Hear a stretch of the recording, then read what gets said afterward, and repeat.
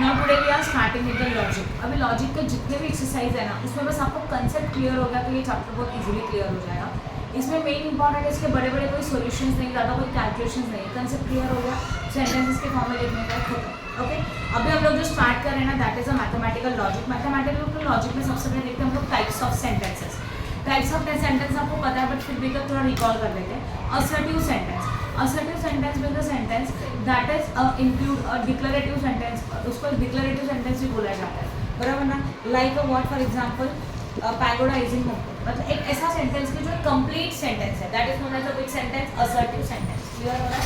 Okay, फिर assertive sentence के बाद आएगा इंपरेटिव सेंटेंस। ध्यान दो, बाद में उठाना। इंपरेटिव सेंटेंस में क्या क्या होता है देखो। इंपरेटिव सेंटेंस मतलब ऐसे सेंटेंसेस है कि जहाँ पे हम लोग हमारे एक्सप्रेशंस क्लियर करते हैं, एक्सप्रेशन शो करते हैं। लाइक प्लीज, रिक्वेस्ट होता है इसमें। क्लियर हो रहा है? तो that is known as about imperative sentences. ये सर नो, जहाँ पे कमांड या तो रिक्वेस्ट आपको शो करना है, तो ऐसे वर्ड्स अगर आप यूज करते हो तो that sentence is known as a imperative sentence. Next आता है एक्सक्लेमेटरी सेंटेंसेस। एक्सक्लेमेटरी सेंटेंसेस मतलब you are expressing your feelings very strongly. Oh my God, ये वर्डिंग जब आता है तो that is you are expressing your feelings with the strongly, right ना, that is known as exclamatory sentences. Then interrogative sentences, क्या कर रहे हो सब साइड में रखो और बस सम के ऊपर उसके ऊपर ध्यान दो। Next one is the interrogative sentences. When in your sentence when there is a question mark, जब भी पूरे सेंटेंस में क्वेश्चन मार्क होता है, ओके, तो that sentence is known as the interrogative sentences. And next one आता है open sentence. Open sentence का मतलब ऐसा सेंटेंस है कि जो एक इनकम्प्लीट सेंटेंस है। अब ये समझो, मैंने बोला ही इज अ टॉल, तो he is a toll means what, वो टॉल है, बट कौन टॉल है, कंप्लीट क्लियरली हो रहा है क्या? वही अगर मैंने बोला mister Suresh is a toll, तो क्लियर हो रहा है कि मिस्टर सुरेश का हाइट ज़्यादा है, वो टॉल है। ओके, तो mister Suresh is a tall जो स्पेसिफिक सेंटेंस मैंने यूज़ किया ना, that is known as a assertive sentence. Clear हो रहा है? तो असर्टिव सेंटेंस मतलब ऐसा सेंटेंस जो कंप्लीट सेंटेंस है, उसको हम लोग असर्टिव सेंटेंस बोलते हैं। यस और नो? उसके बाद इंट्रोगेटिव है, इंपरेटिव है, एक्सक्लेमेटरी है, ऐसे सो मेनी पैटर्न्स आते हैं, so many types of sentences आते हैं। ये हम लोगों ने देखा। अभी हम लोग देखेंगे statement. Statement is what? Statement मतलब जो भी हम लोगों को एक डिक्लेरेटिव सेंटेंस दिया जाएगा, वो भले आइदर इट में बी ट्रू और इट में बी फॉल्स, बस सुनने का काम करो जो मैं बता रही हूँ। व्हेन इन योर क्वेश्चन, देखो नॉर्मली पहला एक्सरसाइज है ना, वो किसके बेसिस के ऊपर है कि जो भी आपको सेंटेंस दिया है वो स्टेटमेंट है कि नहीं है। The given sentence is in your question is a statement और नॉट। ओके, तो स्टेटमेंट वो सेंटेंसेस होते हैं जो सेंटेंसेस असर्टिव सेंटेंसेस है, उनको बोला जाता है स्टेटमेंट। समझ में आया? The sentences which are the assertive, मतलब क्लियरली और कंप्लीट मीनिंग के साथ अगर कोई भी सेंटेंस दिया जाएगा तो that sentence is known as a statement. उसको क्या बोला जाता है? स्टेटमेंट। भले वो फॉल्स हो ट्रू हो कोई फर्क नहीं पड़ता, but that is a statement. Clear हो रहा है? समझा कि नहीं समझा? येस और no? Right? Any doubt in this? ठीक है। नाउ जैसे कि Goa in UK, Goa is in UK, बराबर, यूके में गोवा का प्लेस है, this is a false, no problem, but this is a assertive sentence ना, इट इज अ स्टेटमेंट। ये क्या है? स्टेटमेंट है। क्लियर हो रहा है? यस और नो? 5 + 2 मैंने बोला 8, this is a false, but this is a clear sentence, that's why it is a statement. Clear है? तो जो भी आपको क्वेश्चन में दिया वो सेंटेंसेस है, ये सेंटेंसेस स्टेटमेंट है कि नहीं ये वो लिखने का है, बस पूरा एक्सरसाइज इसके ऊपर डिपेंड है। क्लियर हो गया? ठीक है, तो अगर हमारा sentence, one second repeating, if your sentence is a assertive sentence then it is a statement. But इनके अलावा अगर हमारा जितने भी सेंटेंसेस है वो interrogative, imperative, exclamatory as well as open sentence अगर रहेगा तो वो स्टेटमेंट नहीं होता। क्लियर हो रहा है? समझा कि नहीं समझा? ओके, अब देखते हैं। चलो, मैथमेटिकल आइडेंटिटी जो भी रहेगा ना, it is always a statement, ये हमेशा स्टेटमेंट ही रहेगा।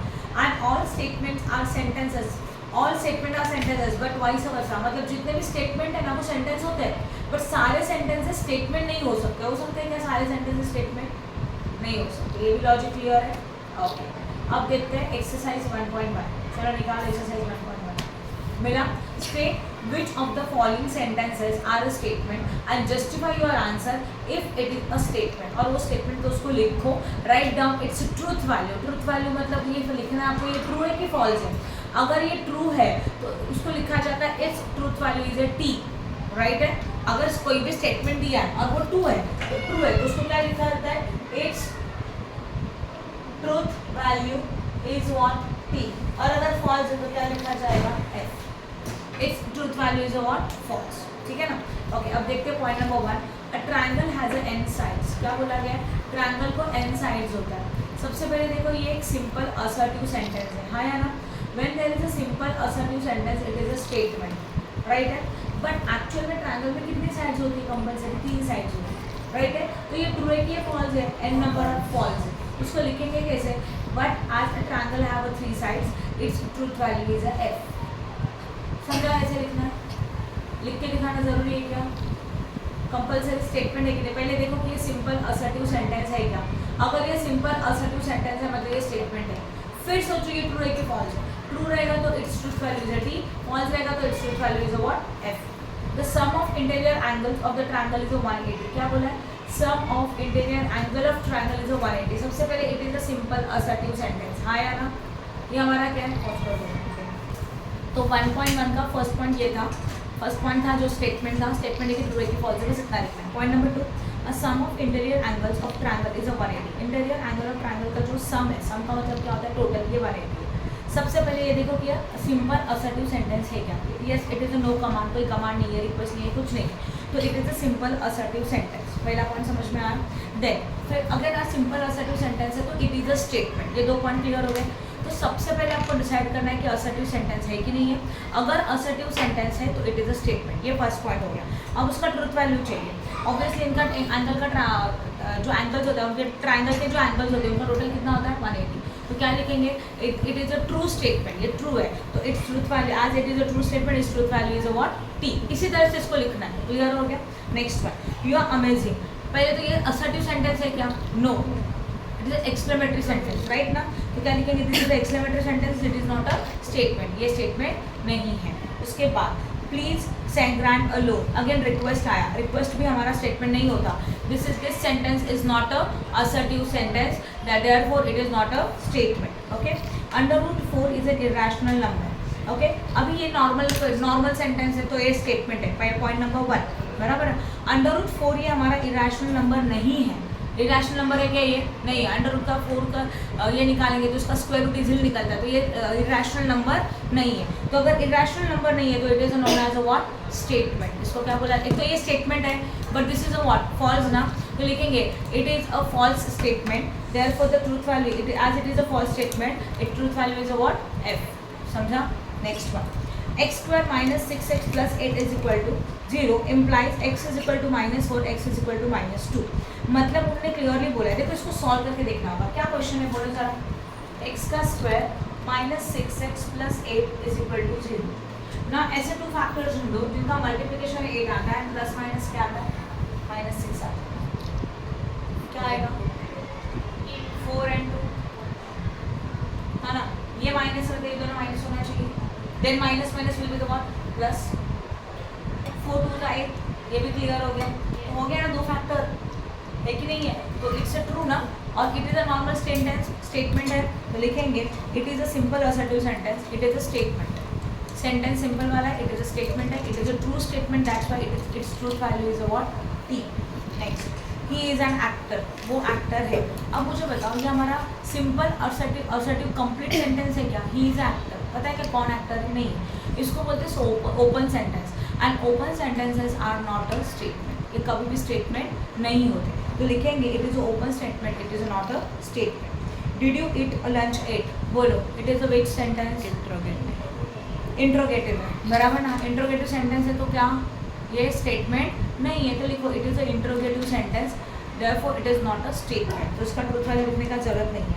Have a cup of cappuccino, again question mark आया, तो इट इज व्हाट, इंपरेटिव रहेगा तो it is not a statement, बहुत ईजी है, okay. Next one, x + y² = x² + 2x² + y², पता है आपको a + b², क्या फॉर्मूला आता है, a² + 2ab + b², यही फॉर्मूला यूज होगा ना।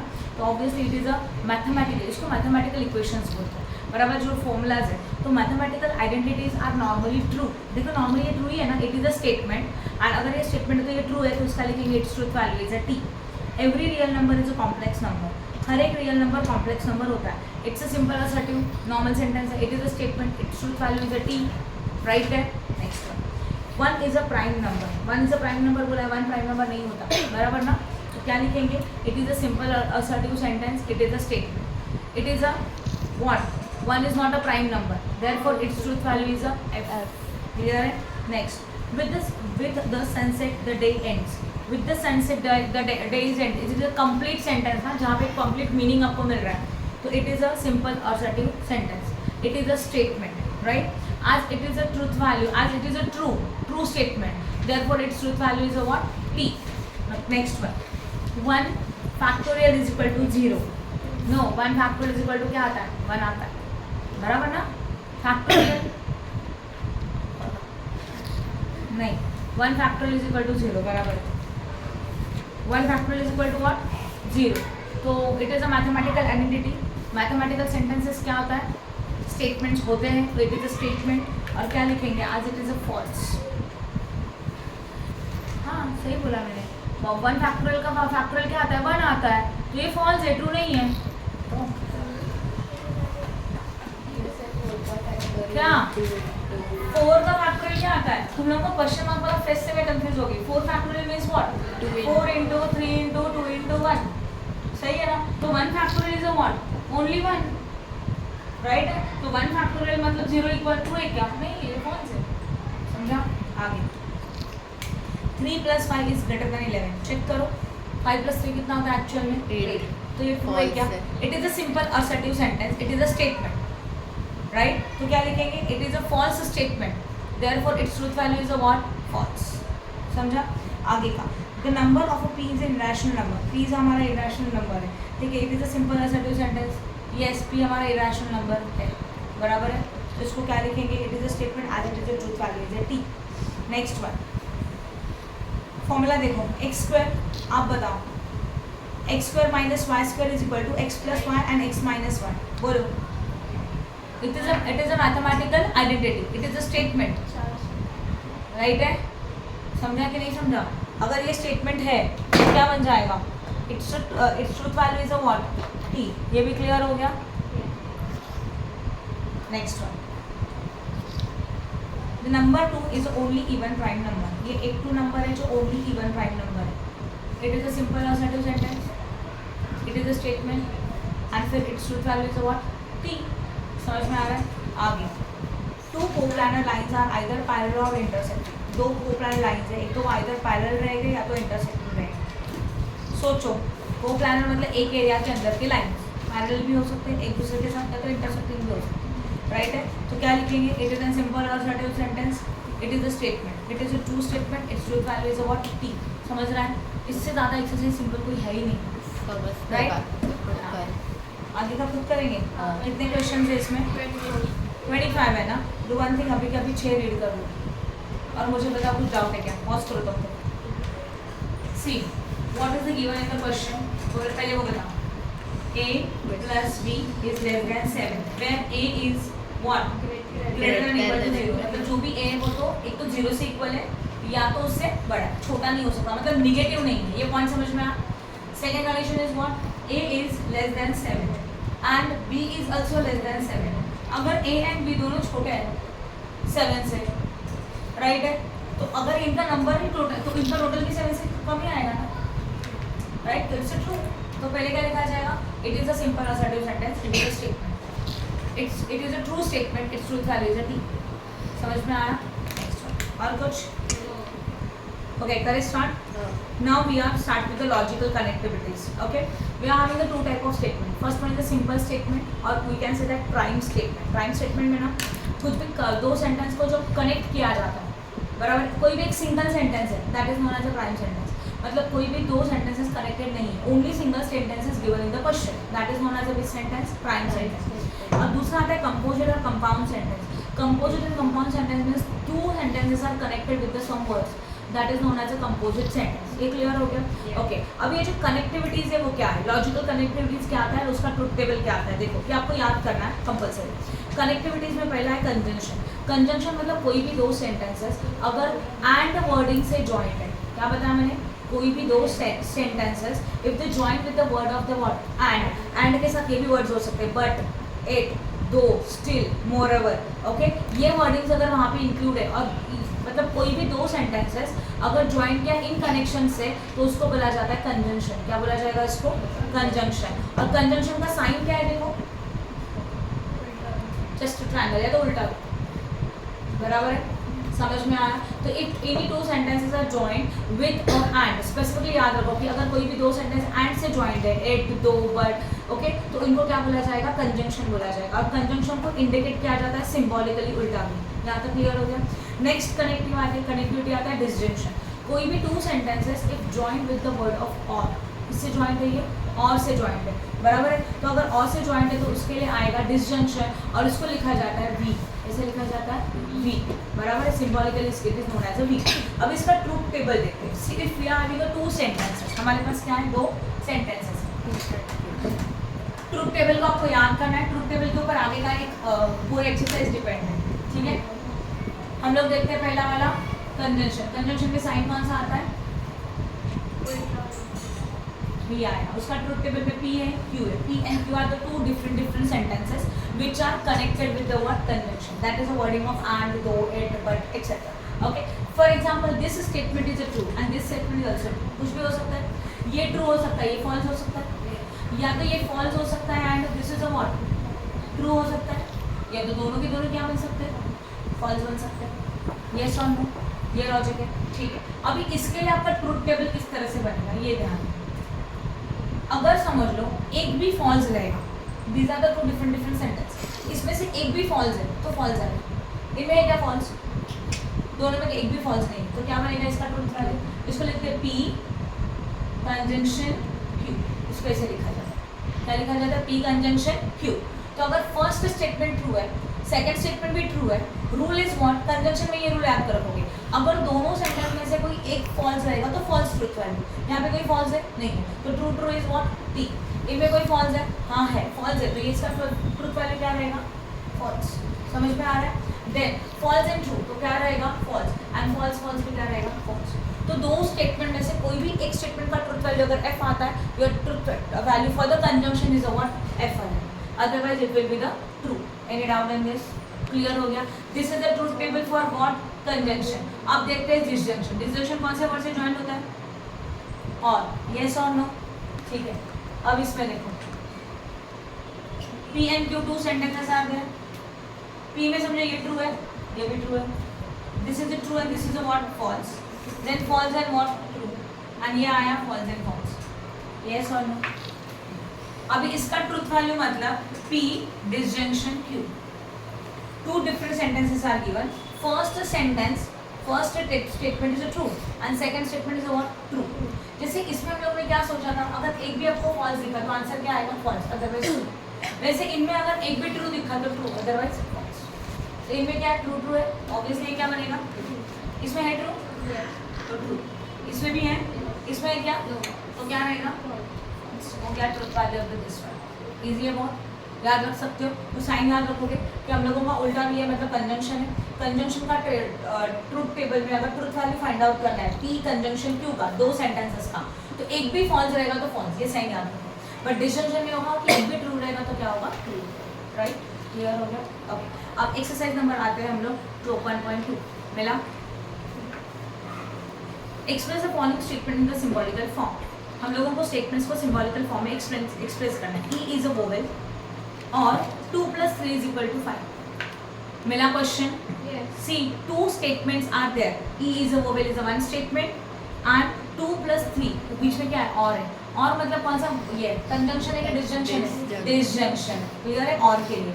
ओके, तो पहले क्या लिखेंगे, देखो लिखना कैसे, late P = E is a what, इसको इस तरह से लिखेंगे। Then Q is a what, Q is equal to 2 + 3 = what, 5। सही है, ओके। अब सोचो, बस इतना ही बोला है कि सिंबॉलिकल फॉर्म में लिखो। बोला है कि ट्रूथ वैल्यू फाइंड आउट करो, नहीं, तो सिंबॉलिकल फॉर्म में कैसे लिखा जाएगा, लिखेंगे the symbolical form of the given statement is, ये सेंटेंस लिख सकते हैं ना, P किसी जॉइंट है और में क्या आता है, disjunction, P disjunction Q, this is your symbolical form. Clear हो गया, एनी डाउट इन दिस।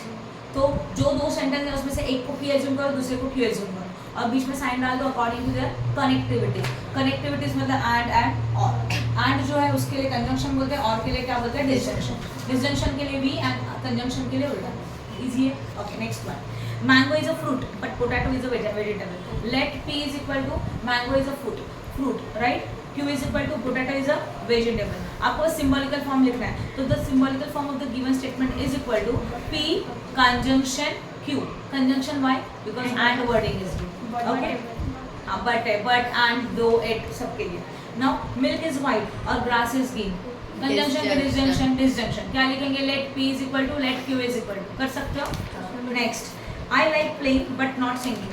ये भी कर सकते हैं. Let what I like playing. P is equal to I do not like या तो don't like singing. फिर symbolical form में बीच में क्या था? But था. तो conjunction के disjunction? Conjunction. Good. Even though it is a cloudy, it is still raining. Even though दो wording आया.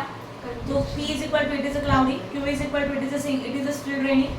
तो साइन कौन सा होगा? कंजंक्शन के डिसजंक्शन कंजंक्शन. हो गया सिंबॉलिकल फॉर्म. बहुत इजी है इसका. ओके, आगे देखते हैं. Right the truth value of the following statement. हम लोगों को जो स्टेटमेंट है उसका क्या निकालना है? Truth value. Earth is a planet and moon is a star. अभी हम लोगों ने सिर्फ सिंबॉलिकल फॉर्म लिखा. अभी ट्रूथ वैल्यू निकालना है, मतलब हम लोगों के टेबल को अप्लाई करना है. कैसे करेंगे? पहले क्वेश्चन को कॉपी करेंगे. क्वेश्चन के बाद लिखा जाएगा व्हाट लेट वही P इज इक्वल टू क्या है पहला वाला sentence? Earth is a planet. तो यहाँ पे क्या लिखा जाएगा?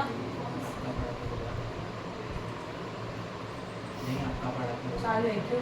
क्या था? First one is what? P earth is a planet. तो यहाँ पे क्या लिखा जाएगा?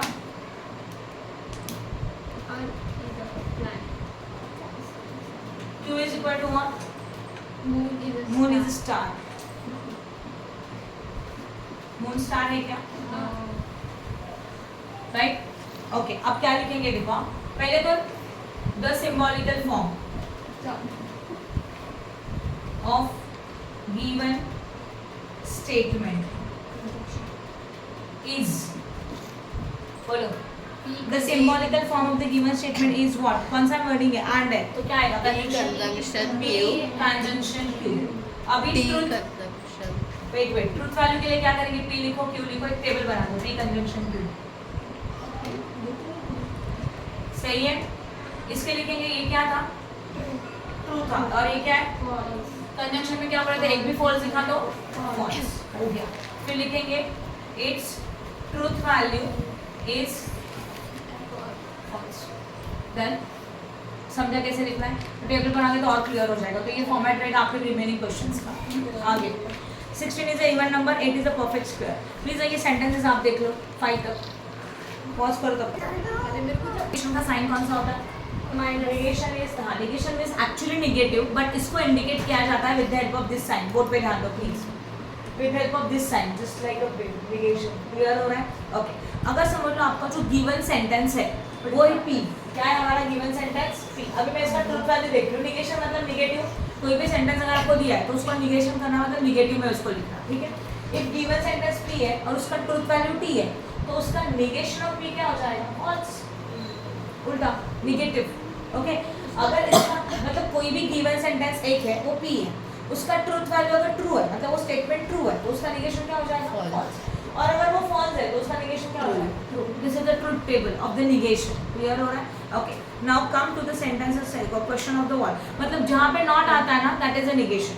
Exercise number 1.3 write the negation of the each of the following statement. All mens are animal. तो इसका नेगेशन लिखने के लिए बोला है. The negation of given statement is some mens are not animal. All के बदले में सम कर दिया एंड जो पॉजिटिव था उसको नॉट लिख दिया. राइट है. -3 इज अ नेचुरल नंबर. तो negation of the given statement -3 is not a natural number. Right. बस नॉट लगा के स्टेटमेंट को लिख दो. It is a false that Nagpur is the capital of the Maharashtra. तो लिखे क्या? Nagpur is the capital of the Maharashtra. और it is a true that Nagpur is the capital of Maharashtra. सही है. Next one 2 + 3 is not equal to 5. क्या लिख सकते हैं इसको? 2 + 3 is equal to 5. Not equal to का साइन निकाल दो, इक्वल टू डाल दो. Okay. This are just a negation. Sentence को नेगेटिव करके लिखा और कुछ नहीं. आगे देखते हैं. देखो write the truth value of the negation of the each of the following statement. √5 is a irrational number. सोचो √5 कौन सा नंबर है? Irrational number. उसका नेगेशन क्या आएगा? √5 इज अ रैशनल नंबर. हाँ या ना? उसके बाद क्या लिखेंगे? दिस इज अभी ये सेंटेंस क्या है? फॉल्स है. तो इसको क्या लिखेंगे? It is the truth value is what? F. आगे का देखो और समझेगा. London is in England. इसको क्या लिखेंगे? London is not in England. तो लंडन इंग्लैंड में नहीं है, तो this is a false statement, yes और नो, तो ट्रूथ वैल्यू क्या आएगा? False, F. समझा कि नहीं समझा? आगे, for every X belongs from N, सारे एक्स बिलोंग फ्रॉम एन है, X plus 3 is less then 8, possible होता है क्या ये कि कोई भी एक्स डाल लो जो नेचुरल नंबर रहेगा और उसका आंसर 8 से कम ही होगा? नहीं है ना, तो क्या लिखेंगे?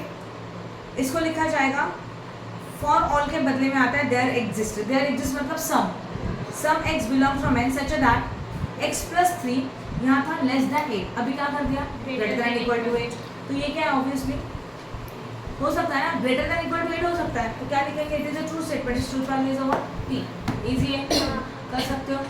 तो योर 3 एक्सरसाइज आर ओवर, कल आप कंप्लीट करके आएंगे 1.3 तक, समझ में आ रहा है? 1.3 और उसके साथ डिस्काउंटेड वाला चैप्टर भी, बिल डिस्काउंटेड मैथ्स 2 मैथ्स 1 2 का